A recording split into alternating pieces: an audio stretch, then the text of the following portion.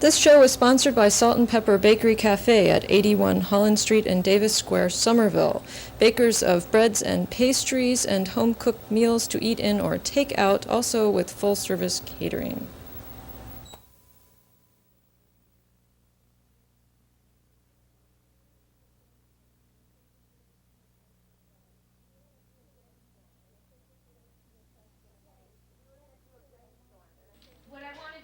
Okay, we were going to do a brainstorm, and I think this relates to your question about what should a one-page thing say about RSI action, about these injuries. How to find more information, certainly. Okay, so numbers or info, some basic information about how to get in touch with RSI action, okay, or OTEP.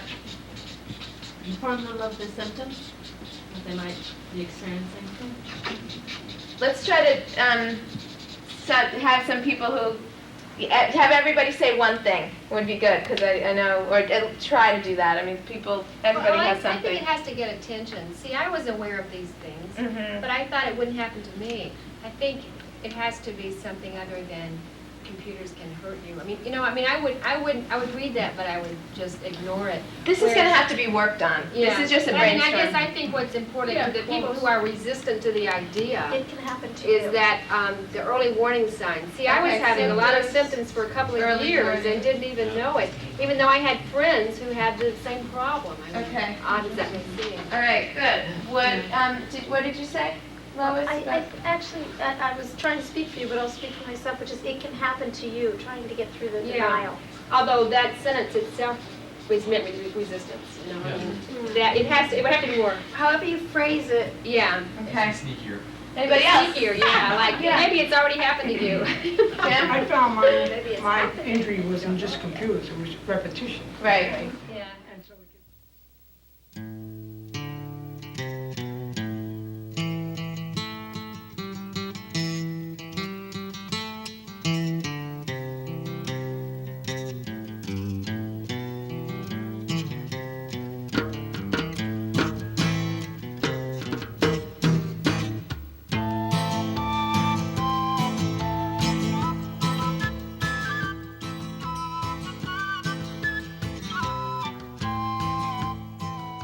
Hi, welcome to Dead Air Live. My name is Denise Taylor, and I'll be hosting this evening's show, which is about a very serious health and political issue facing all workers today, and that is repetitive strain injuries. These injuries are very serious. They sometimes result in permanent disability, but they are also completely preventable. And this mix of ease of prevention and urgency of prevention hasn't led to the elimination of repetitive strain injuries. In fact, repetitive strain injuries are on the rise. And this is mostly due to a lack of information, as well as due to a lack of resolve on the part of our current government to pass workplace standards that would prevent these injuries from occurring. So anybody out there channel surfing that's getting ready to flip away because they think this sounds like something that doesn't apply to them, I really want to encourage you to stick around, because we're going to talk about what these injuries are and how you can prevent them from happening to yourself or educate others in your workplace so they won't happen to them either. And I've got two guests with me right now. The first is Amanda Sawiris, who is currently putting together a video documentary about repetitive strain injuries, and is also coordinating a symposium right now on alternative medical treatments for repetitive strain injuries. And also with me is Hillary Marcus, who is the co-program director of the Coalition for New Office Technology, which, among other things, organizes and educates around this issue. So I'd like to welcome you both. And I wanted to start out by asking you if you could just tell me a little bit about what RSI is. So. Well, I can begin by talking a little bit about what some of my experience of repetitive strain injury is, and perhaps Hillary, since she's run into so many people that have repetitive strain injury, since her organization is an educational and political organization, can talk about some of the range of injuries and some of the people that it strikes. For myself, repetitive strain injury has been something that has actually began in my wrists and has spread to my entire upper extremities. And that's something that's very important to note, because I think that most people, when they think of a repetitive strain injury, think of carpal tunnel. And carpal tunnel is one of the most known of repetitive strain injuries, but it's only one specific injury. Repetitive strain injuries are many things. They're sometimes diagnosed as tendinitis. There's something called thoracic outlet syndrome, which has something to do with one's shoulders and ribs and how they connect up. There's also many cervical problems that are repetitive strain injuries. For myself, the injury began with swelling in my right two fingers, the last two fingers, and it spread from there to my left hand, went up to my elbows, which is also another thing that's called Nerve entrapment. nerve entrapment. That's right. It often involves the nerves as well as the tendons, as well as the muscles. It's a cumulative disorder, and it strikes a range of people. Actually, our coalition works specifically with office workers, and we've been doing this work for the last 10 years. But repetitive strain injuries are by no means new. They've always existed and affected garment workers and poultry workers and continue to today. But we see so many more people working on computers getting injured as people are on computers many more hours in their jobs. And every job today, in offices really requires computer work, but they're not new injuries. And cumulative, as Amanda said, in that it doesn't happen one day that you get injured. It's a cumulative effect. Sitting at your office, at your keyboard, typing, or whatever your job might be, it's a repetitive motion injury. So I've seen a statistic that says that by the year 2000, 3/4 of all jobs are going to involve computer work. What does that say for the future of repetitive strain injuries? I mean, this seems to be something that's really going to contribute to the endangerment of a much larger proportion of the workforce than currently. Absolutely. And what it means is prevention. It means that we need a national approach to this epidemic. It is a national problem. In fact, repetitive strain injuries are really not a mistake. They're actually due to a person doing a good job and doing their job in the way that they're supposed to do it will lead to an injury unless there are steps taken to prevent that injury. So we really need a standard set in all industries. We need education in workplaces. We need an informed workforce that knows that symptoms in the hand can actually lead to a permanently disabling condition. Now, is this people who are working 8 hours a day doing data entry and people who are working on assembly lines only, or is it something that affects people that have less repetitive motion in their jobs, just have some, or? As far as I know, it can affect anybody who does any amount of repetitive motion, from 1 to 2 hours a day to 8 to 12 hours a day. For myself, I was a part-time employee and had been at this particular job, which was a legal secretarial position, for only 6 months. But I was working 3 days a week, and I was working very hard, producing a lot, so there was a certain amount of pressure as well in the job. And I was fairly conscious of my posture and my position, and had my workplace redesigned a bit. I had a new chair put in and things, not specifically because of repetitive strain injury, but because I knew I wasn't comfortable.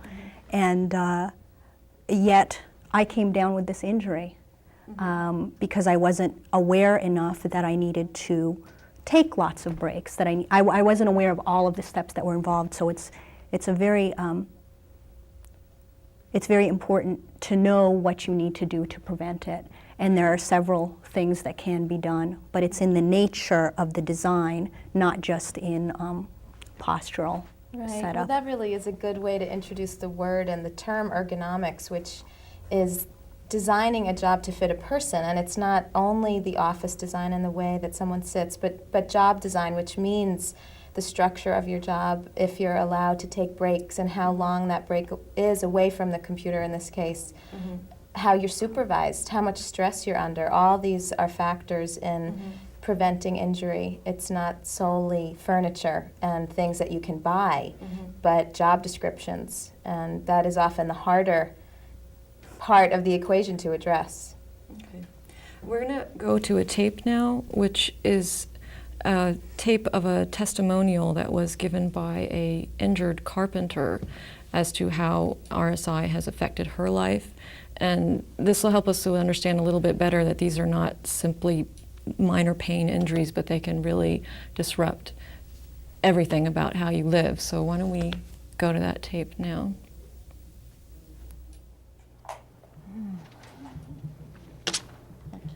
My name is Dottie Travis. I've been a union carpenter for the past 14 years. I'm also now, due to tendonitis in both arms, the training coordinator for women in the building trades. I'm here to tell you in only a few minutes how bilateral tendonitis has affected my life and what we can do to stop this invisible, life-altering injury. Let me start by telling you that there was a time in my life that I was a single mother on welfare.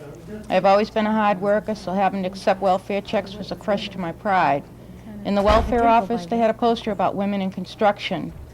Being an Army veteran, always working non-traditional jobs, I signed up for the program. I started my carpenter apprenticeship in Local 49 out of Lowell. Oh, did we? With my first construction paycheck, I mailed my welfare check back with a note thanking them for being there when I needed them. As a carpenter's apprentice, I worked 40 hours a week on construction sites, gaining on-the-job experience, and completed 2,000 hours of classroom instruction, in addition to raising my daughter. After serving 4 years of apprenticeship, I became the first journeywoman in the history of my local. Through hard work, good humor, I earned the love and respect of all my union brothers. 2.5 years ago, I was requested from the hall for a drywall job. I was framing walls, bouncing back and forth to 2 different schools. My job was to frame the walls so that the drywalls could finish up behind me. I was working for a great family-owned business who really cared about their employees. I loved my company, I loved my crew, and I loved my job.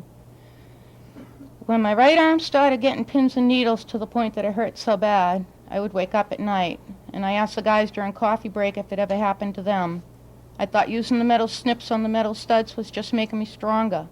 I mean, I had forearms that I was proud of, and I could arm wrestle with the best of them. Gradually, it hurt to grip my hammer or to squeeze my snips, so I brought the work closer to my body because I couldn't extend my arms anymore. I started working with my left hand without even thinking, and then my left arm started falling asleep at night, waking me up with pins and needles. I couldn't grasp drywall anymore. I had to hammer with my arm tucked into my body because I couldn't grip with my arms. Finally, when I was home one day, I went to pour a gallon of milk, and I had no control over the movement, and it spilled all over the counter. My husband told me to go see a doctor, and when I walked into the clinic, I was told that I had tennis elbow. I never played tennis. I was given anti-inflammatory drugs and worked for a month. I got to the point that I couldn't use my snips or my hammer, and I couldn't even pull the trigger on my screw gun. And I'm the type that if I couldn't use my arms, I would have cut through the things with my teeth. And then the burning started, and I felt like someone was jabbing lit cigarettes into my elbow joints. And then I felt like my forearms were swelling and exploding in constant waves of pain. And I went to an orthopedic specialist who told me, give up construction, try something else. Give it up. Carpentry is my life. The Gloria Dottie, the first woman carpenter making $25 an hour, to what? What good is a carpenter without the use of their arms? I couldn't even handle a cashier job at Kmart. I had to go out on comp, which was like welfare. All over again. I endured 7 cortisone shots in each one of my arms. And if you've never had a cortisone shot, let me tell you. I went through natural childbirth. It only took 7 hours, and I would gladly have gone through labor for 7 hours, then 3 days of pain and agony of each cortisone shot. And because it was in both arms, we had to alternate arms so that I wouldn't be incapacitated. And after getting a shot, I couldn't even sleep in the same bed with my husband because of the pain and fear of him rolling into me and hitting my arm. I was given these babies to wear at night when I went to bed, and you can imagine what they did for my sex life. So in the course of a year and a half, I endured cortisone shots, electric shock therapy, injecting even more cortisone into my elbows, months of physical therapy, work hardening, only to be told by a third doctor to give it up. Having bilateral tendinitis stopped my career dead in its tracks, and not just my career, but it affected my emotional well-being, my self-esteem, my family, and all aspects of the life I once had.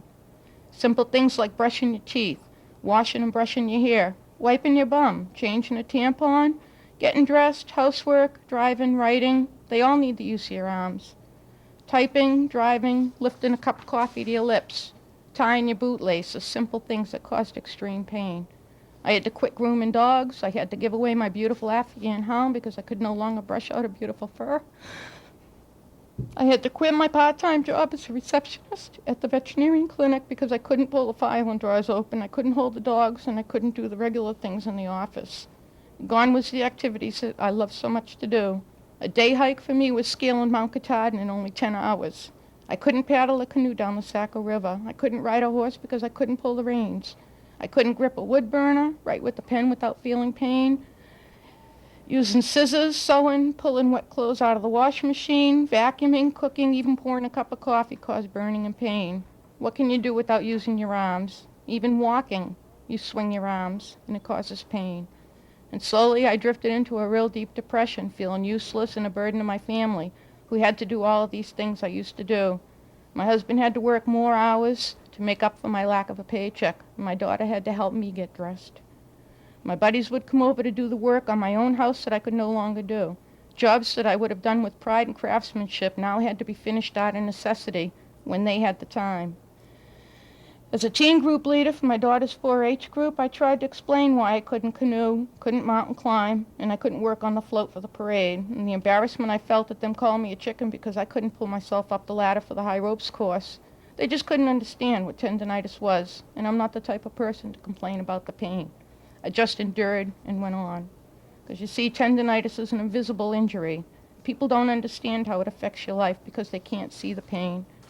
And the saddest part of all this is that it could have been avoided. If I had the knowledge and the proper tools, I would still be out there with my tools, amazing people, working towards my pension, and having the exciting quality life that I had before tendinitis became a part of it. And there's an old saying in construction. Hi, welcome back. Welcome back.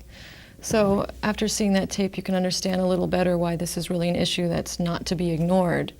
I wanted to clear up a little bit better exactly what some more of the symptoms are so people can know what to be on the lookout for when they should go to talk to a doctor.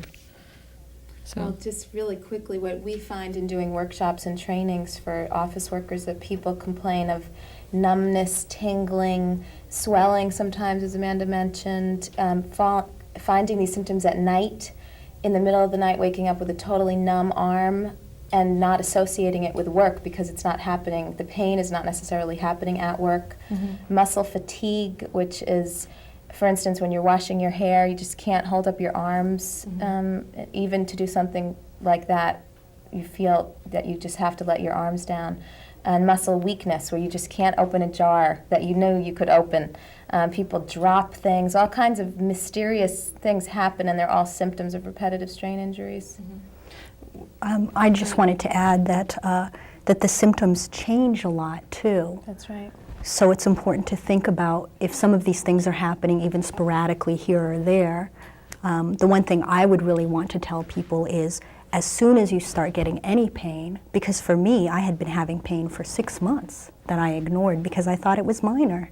Mm-hmm. I felt like I needed to stretch my arms a little more, which actually is a good thing to do, but I didn't recognize the import until one day I couldn't use my arms at all. Mm-hmm. So it could start as pain or tingling or weakness, all of these things that are mentioned, and it could be in also various parts of your body, in your neck, your shoulder, your elbow. And in fact, all these injuries occur in different orders for different people. There is no one set order of symptoms.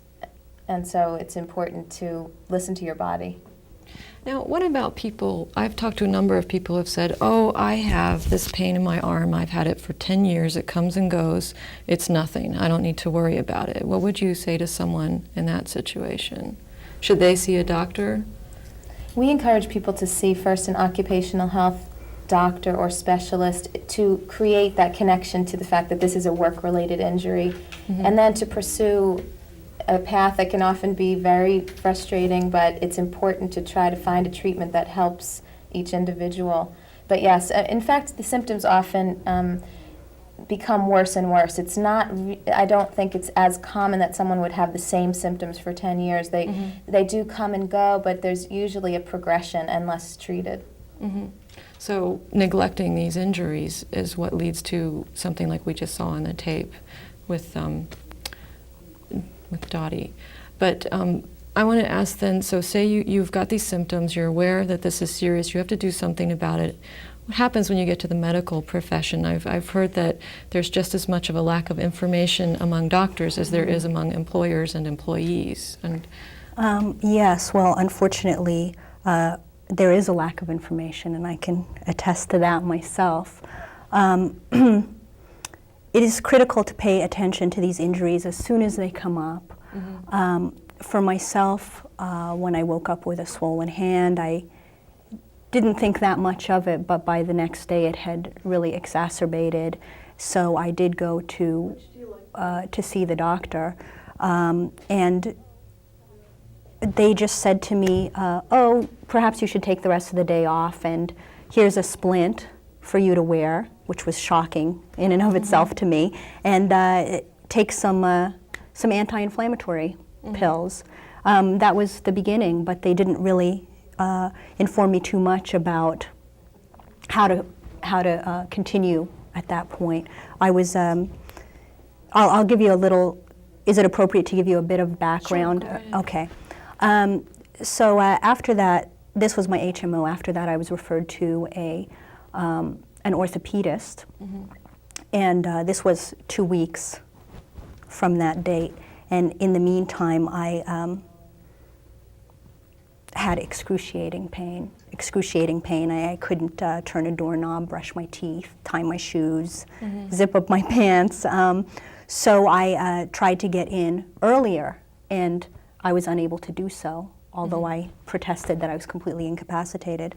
The orthopedist I went to see really crushed me because he said to me, "Oh, you look terribly stiff." And that was the extent of what this person was able to tell me, that I needed to stretch out, which I understand through having been in martial arts for a long time. But you couldn't even stretch at that point, I would take it. I couldn't stretch, I couldn't unbend my hand, I couldn't bring my fingers together. It was, that person's response to me was so completely inadequate that, you know, and that was the beginning of my realization that oftentimes doctors don't know the answer. They're not going to be able to address exactly how to fix this, and an eclectic approach is important. Most of the people I know that have these injuries need to take a very active and eclectic approach to their own health care. And I learned that if you know, at first I would go to doctors and they would tell me that I had to improve my posture. Of course, self-help is vital, but they weren't addressing the severity of the issues. And I would, you know, leave crushed and crying, and then I realized if one doctor doesn't work, fire them. Fire that individual and go find somebody who does. Luckily, I hooked up with CNOT, the Coalition on New Office Technology, almost immediately, so I was able to have that support system. I went to a support group and I met other people who were able to refer me to providers that they thought were helpful. This story is so complex. I saw 10 different specialists in my experiences with trying to find appropriate care. And ultimately the things that were most helpful for me were a hand therapist that I saw who was able to give me some specific exercises, although that was a very slow process, and a unique treatment that I found out about involving injection therapy for the strengthening of your ligaments, the actual rebuilding of your ligaments. How long did it take you to find the accurate diagnosis? I mean, because you can't start treating yourself till you even know what you have. And from what I've heard, it's very difficult to find the appropriate diagnosis. Most people slap on carpal tunnel or tendonitis immediately because that's what they're familiar with, when in fact there's a number of RSI symptoms and designations. It takes a long time. It took me, let's see, about 6 or 7 months before I had a diagnosis that I felt was appropriate and that I could work with. And it's really important to listen to yourself. I went through an MRI. I went through nerve conduction studies. These things were negative. So at that point, many people would think, there is nothing wrong with me. I have to go back to the grindstone. But you know, I knew that I couldn't do that. And I had to trust and believe in myself. And I had to insist to doctors that they continue to refer me out to the kind of therapy that was going to help me. I had to write letters. I had to be on the phone all the time. And I couldn't even pick up a phone at that point. So I had to get a headset. And it's very important to talk to other people, to get the help of others. It's critical. You really have to take control of your own health care with this issue since it's so poorly understood. And this is why we have a referral project through our organization, which injured workers have actually put together, which is an extensive list of healthcare providers who have been helpful on the issue of repetitive strain injuries. We wanted to systematize a way of having that information available to people. It's very important. In fact, medical doctors at Harvard Medical School spend 2 hours in their clinical training on occupational health issues, and that includes all occupational health issues. So you can imagine that these types of injuries are a very small percentage of those 2 hours in training. And so because there's still a lack of knowledge in the healthcare community, it's important to be an activist about your injury and to get the support of other people, as Amanda said. I did a prodigious amount of reading. I read medical journal articles and found out about the tests and what they told you, so that when I went to the doctors, many of them didn't even know exactly what the tests meant. So I would push some of the things I knew on them and ask questions. And they thought I was a pain, but I continued because I knew what was important to me. And I just wanted to mention that alternative health care is definitely something that helps a lot of people. Acupuncture, massage, the injection therapy I was talking about, diet. These are some of the things that have helped me. And in fact, you had mentioned that I'm organizing a symposium. It's actually going to be a lecture and discussion on 2 of the options that helped me quite a bit, on proliferant therapy and a diet called the Biozone diet. And it's going to be part 1 of a series sponsored by CNOT, actually by RSI Action, which we'll go into a little later. And it's going to be held on September 14th at a location in Cambridge, and people can contact CNOT to find out where that is. We're going to bring up the number for CNOT after we watch this next tape so people can get their pencils and get ready to write it down if they want to call to find out about the doctor referral information or support groups where you can meet others who can give you advice, as well as find out about the symposium. But now we're going to go to another tape, which is a testimonial that was, tell me what the conference was again. It was this past April. Workers' Memorial Day, which is a national day of mourning for workers who have died on the job, but it's also to fight for the living, not only to remember those who have died. And it was on April 28th in City Hall, and it was a forum with Senator Ted Kennedy and Representative Joe Moakley. Okay, let's watch that tape.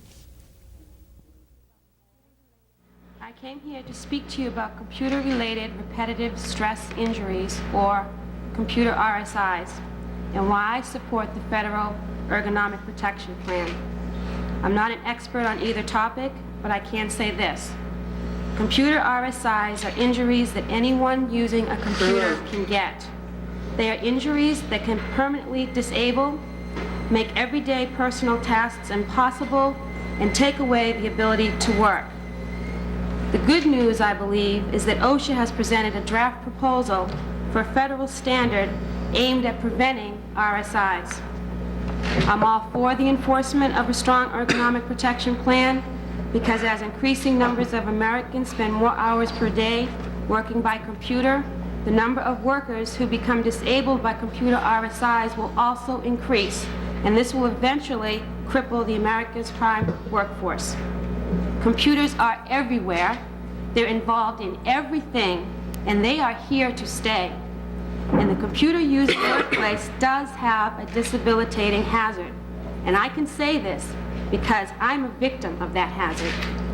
I'm a new technology, permanently disabled American.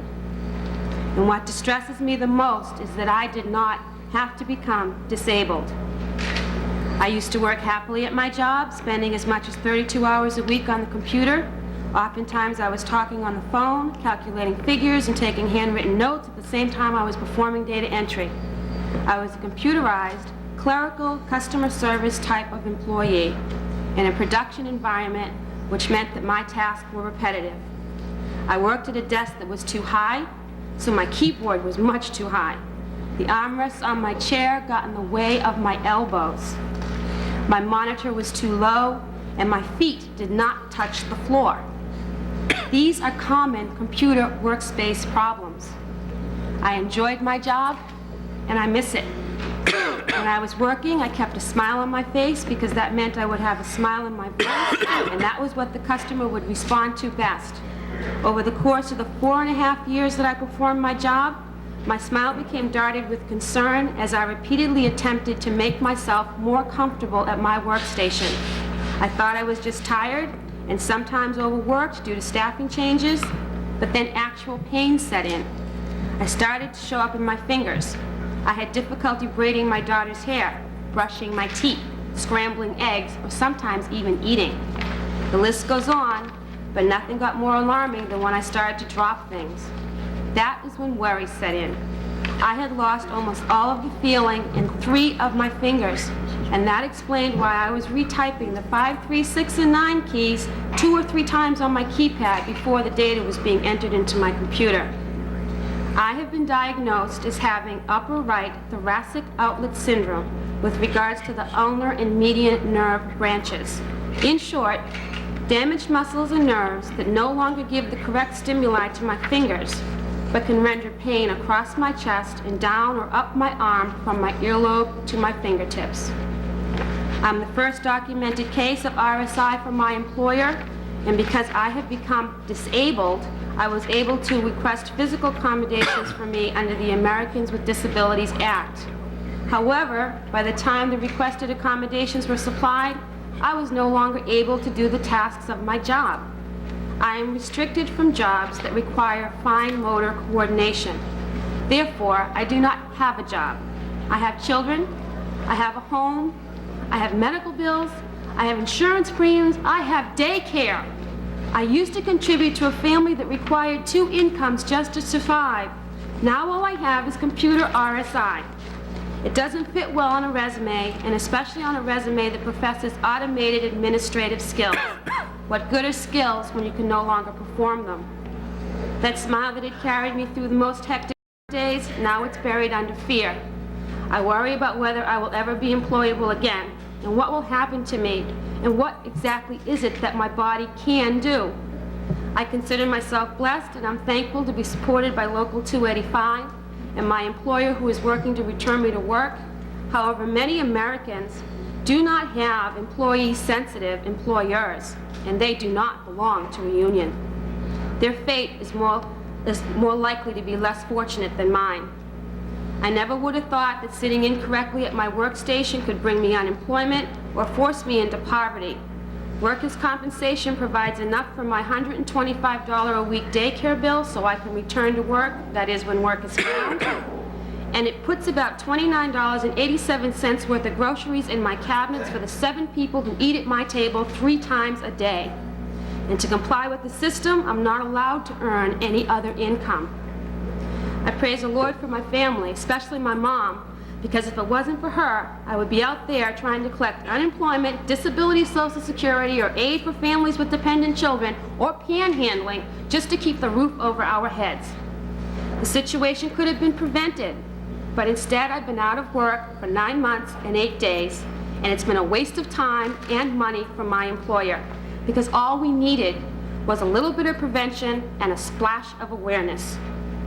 And what has happened to me can and will happen to anyone here who uses a computer. Computer RSIs do not discriminate between the 1 hour a day at the computer executive and the 40-hour work week hardcore computer user. Anyone using a computer can get RSIs. It's just a matter of time. The American employee deserves a federal ergonomic protection plan, and I urge anyone listening to this message, especially elected officials, to support the American worker by seeing that the ergonomic protection draft becomes an enforced federal standard. And to all computer users, until that time when OSHA is enforcing an ergonomic standard, I urge you to personally let your voice be heard in the Congress, the Senate, the House of Representatives, the White House, the street corner. Support the ergonomic protection plan, and please take care of your body. Thank you. Welcome back. So I want to have you explain a little bit about what the ergonomic standard is that we were just having demanded, Yes. if you can. I wish I had good news to report. Let me start backing up a little bit with where this standard actually started. And in the 1980s, 31 unions got together and petitioned for about the need for a national ergonomic standard. And finally, under the Clinton administration, there was work started on an ergonomic standard. It was supposed to be released September 30th of 1994 last year, and there was a delay, and we pushed by meeting with Secretary of Labor Robert Reich to say what's going on with the standard, where is it? And it wasn't until after the November 8th election, when Republicans really took control of the House and the Senate, that we understood what was going on. There was a big political component to the standard. And in fact, that's what we've seen. There's been an incredible amount of pressure put on Secretary Reich and the Department of Labor, both by Congress, in the form of millions of dollars of cuts to the OSHA budget, specifically linked to this ergonomic standard. And secondly, a lot of pressure in the form of lobbying pressure put on by the National Association of Manufacturers, which is a very wealthy lobby group of management from all around the country. Despite this pressure, there was a draft proposal released in March, but it was a very weakened version of the OSHA ergonomic standard, which we had hoped to see. And lately, what we've seen is a very political game that's being played out between the administration and the Congress, where in order to restore millions of dollars of cuts to OSHA's budget, Clinton has decided that this ergonomic standard can be given up. And so in the last couple of weeks, there's really been articles in the New York Times and the Wall Street Journal about this standard isn't going anywhere, and in fact, the Department of Labor employees symbolically took a disc with the ergonomic standard on it, put it in a time capsule, and buried it on the Department of Labor grounds in Washington, which was only reported in the Washington Post, to say the standard seems dead. Mm-hmm. Of course, there's no final decision yet. No budgets have been passed, as we all know, in Washington. So there still is a window of opportunity where if OSHA wanted to be strong and really take a stand, they can actually go ahead and issue this as a proposed standard. But we're not going to wait for that. It's too late to really wait for a standard. So hopefully long term we will establish an ergonomic standard in this country. But right now we have our work cut out for us on a more grassroots level. Okay. We're going to talk a little bit about what's happening at the grassroots level with our next two guests who I so impolitely did not introduce when this segment started, so I'm going to introduce them, but then I have one more question about the standard before we move on to that. But this is Clara Diebold, who is doing workplace organizing, which I think takes a lot of courage. It's probably hard to deal with your employers and coworkers on an issue like this. And Beth Barron is the co-chair of RSI Action, which is a political action and resource group that is part of CNOT. But I wanted to ask you just one more question, which is basically, is this issue pretty much split on party lines, or for this standard? I think it's more split on labor management lines, actually. Because we see what Clinton is doing. Clinton is really ready to forego the standard for political gain in an election, upcoming election season, and unfortunately. And it's really labor that's standing up and saying we need this standard. So I think it cuts along different lines this time. And I just want to ask also about the costs involved, because management would claim that having an ergonomic standard that would not put so much pressure on the workers, have more integrated jobs, better workspaces, that's just plain too expensive. But I want to ask a little bit about what the cost is to the people who then become injured, and the fact that since RSI, it makes up more than 60% of workplace injuries, isn't there already a really great cost to the taxpayers who are supporting people on workman's comp or workers' compensation, and also then to the individuals who then wind up not being able to support themselves? I mean, in fact, there's 2.7 million workers' comp claims per year in this country. And if you multiply that times the cost of a workers' comp claim, which can range from medical-only costs to thousands and thousands of dollars for lost time, you would think that management could look at these figures and conclude that prevention is far less expensive than paying for the cost of the injuries. Unfortunately, that has not been the case. Okay. I'd like to bring up the number for CNOT and RSI Action, if possible, so people who want to get in touch with Hillary or other people at CNOT, as well as RSI Action, which Beth is going to tell us about, they can write that number down and give a call. And I wanted to ask you then if you could tell me a little bit about what you do there. And Okay. Would it be okay if I went a little bit into how I got involved in RSI Action first? Because I think that history is relevant. When I first became aware of RSI Action, of repetitive strain injury as a political issue as well as a health issue, it was about a year before I was actually injured. I went away for a weekend with some friends, just for fun, and it turned out that a bunch of us had different kinds of health problems. Two of us, two less than 25-year-olds out of 6 people who were away, had repetitive strain injuries from computer use. They were subsequently out of work on comp and had to completely change their ideas for the future. So during that weekend, it was brought up as a work-related preventable injury, and people were furious about it. It was about a year before I was injured.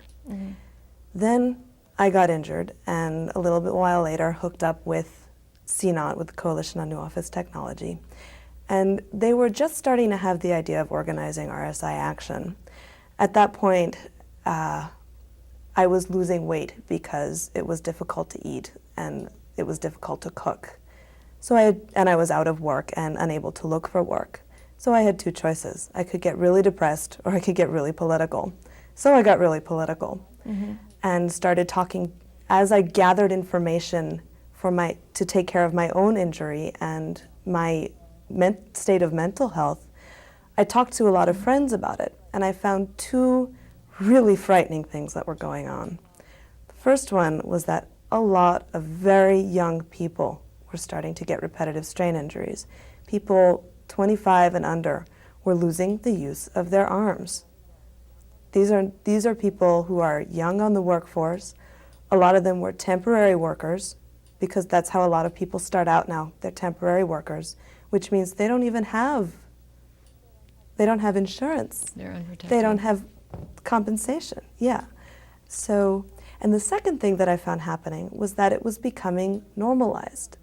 people were beginning to say, oh, I'm starting to get some symptoms of repetitive strain injury, as though it were no big deal, as though it were expected, a normal part of working in an office. So this was really frightening to me, because I had the, well, luck of having an injury that hit me very quickly. I didn't have the opportunity to say, oh, it's minor. I didn't have the opportunity to work with pain because it hit quickly enough that I very quickly could not work at a keyboard. So with all of those things combined, I took a lot of energy into RSI Action. It was very important to me to work towards stopping this trend. So RSI Action right now, it's the biggest project we've done so far is the referral book. We are also a member of a coalition called Ergonomics Now, which is made up of, besides RSI Action and CNOT, MassCOSH, the Massachusetts Coalition on Occupational Safety and Health, and the UMass Lowell Department of Work Environment that does ergonomics research and work with unions and that kind of thing. So that's with Ergonomics Now, we do a lot of coalition building and political work. Yeah, and let's see, should I go on a little bit or stop? I think I've talked to you before, and you were telling me that this isn't something that I want to ask you a little bit about what you get out of it personally besides helping others. How does it help you? Right. Well, Amanda already described how when you have an injury, you have to be hell on wheels, excuse my language. You have to really, really work hard to get care. And you have to put your body's recovery first, and you have to be utterly convinced that no matter what kind of feedback you get, and you will get a lot of really negative feedback, you are going to find something that works. In order to keep doing that, in order to continue to search for the right kind of treatment, the right kind of exercises, in order to continue to listen to your body, you need some kind of feedback, some kind of reality check that's supporting you, that's saying, you're right, and you can get better, and this is real, and keep going, you're doing a good job. You need that, because the doctors that you see are going to be telling you, nothing wrong with you. They'll be meaning nothing I can do. They'll be telling you you're nuts. So you need to have that kind of support. And then at the same time, as you're going through that process, as I was going through that process, I got so angry. I was so furious that there was nothing out there. I was so furious that I was 22, 23, 24 years old and having to work incredibly hard to do day-to-day things that people take for granted. I needed somewhere to put that energy, and I had gained a lot of knowledge about the topic and about what is needed. I knew firsthand that changes need to be made in the workplace in order to prevent this injury. I know firsthand the kind of changes that need to be made in medical attitudes to make changes in people's personal prospects for recovery. So RSI Action was a really good place to put all that energy, to try to pool knowledge, to pool resources, and actually do something. So you can't, for me, I can't really separate my own struggle to get my body to work better and the political struggle to make it so that people don't have to deal with it. So Clara, you're a member of RSI, actually everyone here is a member of RSI Action, but you're a member of RSI Action that's focusing on changes in your workplace. And I was just wondering if you could talk a little bit about what you've been doing. And Well, our organization is relatively new in my workplace. We've been meeting for probably about 3 or 4 months. And we're focusing primarily on educating our peers how to prevent RSIs and what to do if you're beginning to have symptoms. So that's our main stated goal. But one of the collateral goals, and I think a lot of people have talked about that today, is getting out of isolation and talking to other people who have these problems. And what we found is that in talking to each other in our own workplace and building support in our own workplace, we're much more able to advocate for ourselves in our jobs. And it happens frequently that people will have an injury and will go to their supervisor and say, you know, I have carpal tunnel, or I have pain in my wrist, or I have thoracic outlet, or whatever, and the supervisor will say, yeah, right, you know, sit down, do your work. And that happens in my workplace, it happens in all sorts of workplaces. And it requires an enormous amount of gumption, you know, to look back at your supervisor and say, no, I won't, you know, or no, I need this keyboard, or no, I need a voice recognition system. And that kind of, the courage to do that, I think, only happens when you feel like you're backed up by other people. Right. So I think that that building that base of support in the workplace is very important. And as Hillary was saying, I mean, until our government holds workplaces responsible for creating safe working conditions, which looks like, you know, who knows when that's going to happen, we're going to have to educate ourselves and our peers. That's the way it's going to happen right now. So there's, you know, we have an enormous amount of energy to put into prevention because we don't want what happened to us to happen to our coworkers. And it's critical to have an enlightened employer, because if you don't have an employer that lets you rest or gives you the right equipment, that's when you really start approaching real risk of severe disability. But go ahead. I just wanted to say that I consider myself a fairly accepting person of understanding people's limitations, but I'll relay a short story. Several years ago, I was a supervisor at a customer service-oriented job. We had a tremendous pressure on a very small staff, and one of the people that I worked with was fairly new to the job, and she said to me, I have carpal tunnel syndrome. I can't do a lot of typing, and I can't do a lot of writing, and I can't do a lot of phone answering. And I said, yeah, sure, and proceeded to give her all kinds of projects related to, you know, rearranging binders. I thought it was simple enough. You know, you punch holes in papers and put them in binders. And she couldn't do the work. But I never understood that. I was constantly pressuring this person. And today I understand why that was not appropriate. But I did not then. And had she explained things to me a bit more, had I had a pamphlet or somebody else told me about it, I would have reacted differently. So that's from the other side. It is critical for employers to understand the severity of these injuries, and if they don't allow people to rest or listen to them or educate themselves, it's going to have a very great cost. I'd like to add that I think it stems from employees and from workers, that management on their own is not necessarily going to open their eyes one day. It takes work on the part of the people who work in a place, like Clara's talking about, to start talking to each other one-to-one and building the links that will create change. And I don't know if you wanted to add anything about how it started. Yeah, well, it started, I think it's been a long process in my workplace, and it started before I ever got involved with people doing exactly that, talking to each other, and it's built gradually. And I think what I really want to get across is about organizing in the workplace is do it. And do what you can do. If you don't think you have the energy to get together a cohesive group that's going to go after all sorts of reforms in your workplace, okay, so get together with your coworker down the hall who has RSI for lunch once a month. You know, start wherever you can start, because that's a beginning and you never know where that might lead down the line.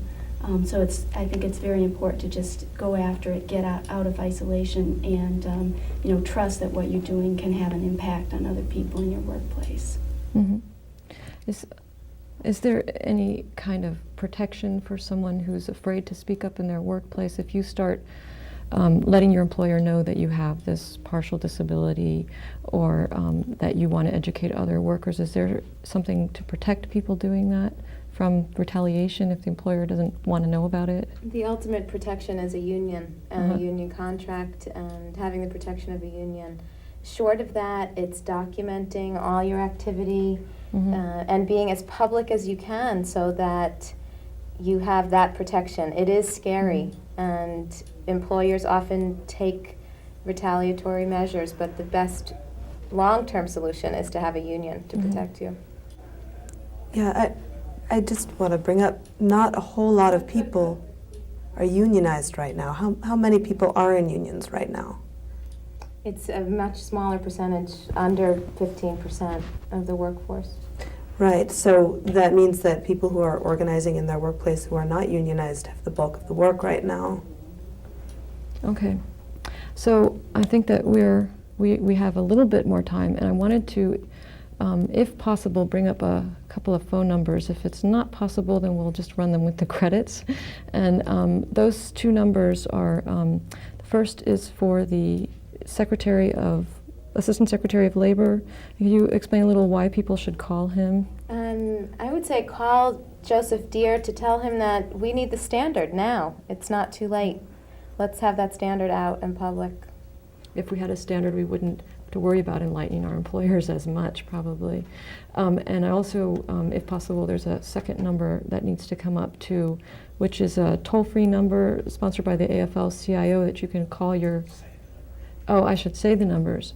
I don't know the numbers. Do you have the numbers? Yes, actually it's 1-800... 97 AFL-CIO, which is a number you can call to reach your House of Representative, your representative in the House, to tell them what you need and where you want them to stand on occupational safety and health issues. Right, we really need to encourage them to maintain OSHA funding and to support an ergonomic standard. And I really want to thank all of you for sitting under these hot lights and talking to us so that we can help educate everybody. And I think that we're on our way out then.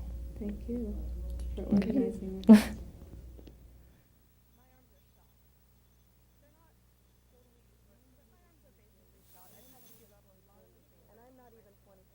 And I'm not even 24 years old yet. And the other day, I could name 10 people, off the cuff, my friends, 25 years of age or younger, who are showing symptoms of repetitive strain injury. Most of them sleep with splints. 3 or 4 of them have already been out on comp, and they're less than 25 years old. And what I'm seeing among my friends in their workplaces, and in a lot of the workplaces of people here, I bet, is that it's becoming normal. It's becoming normalized. People are going, oh yeah, I have some symptoms in my wrist. Oh yeah, I got some pins and needles. This is not normal. This is not okay. It is not okay to start getting symptoms.